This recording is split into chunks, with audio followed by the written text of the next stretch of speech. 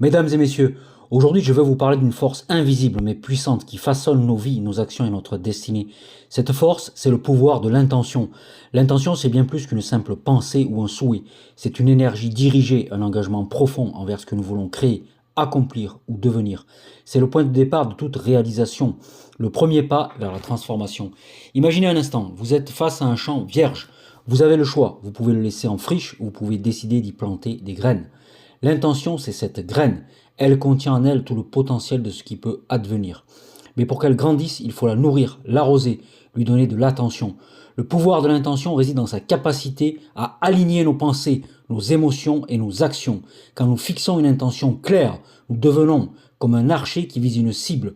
Chaque geste, chaque décision, chaque effort est orienté vers cet objectif. Et même si le chemin est semé d'embûches, l'intention nous garde sur la bonne voie. Mais attention, l'intention ne se limite pas à ce que nous voulons obtenir.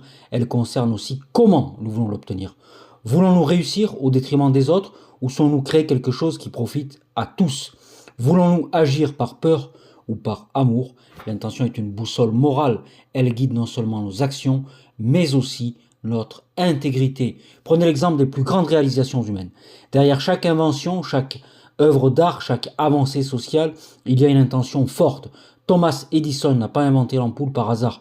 Il avait l'intention de changer le monde, d'apporter la lumière là où il n'y avait que ténèbres. Son intention a guidé ses milliers d'essais et d'échecs jusqu'à ce qu'il réussisse. Mais le pouvoir de l'intention ne se limite pas aux grands projets. Il s'applique à notre quotidien. Quand nous nous levons le matin avec l'intention d'être bienveillants, nous influençons nos interactions. Quand nous abordons une tâche avec l'intention de donner le meilleur de nous-mêmes, nous transformons l'ordinaire en extraordinaire. Alors, comment cultiver ce pouvoir? Soyez clair sur ce que vous voulez. Prenez le temps de réfléchir à vos objectifs, vos valeurs, vos aspirations. Écrivez-les, visualisez-les éventuellement. Agissez en cohérence avec votre intention. Chaque jour, faites des choix qui vous rapprochent de ce que vous voulez créer. Restez flexible. Parfois, la vie nous réserve des surprises.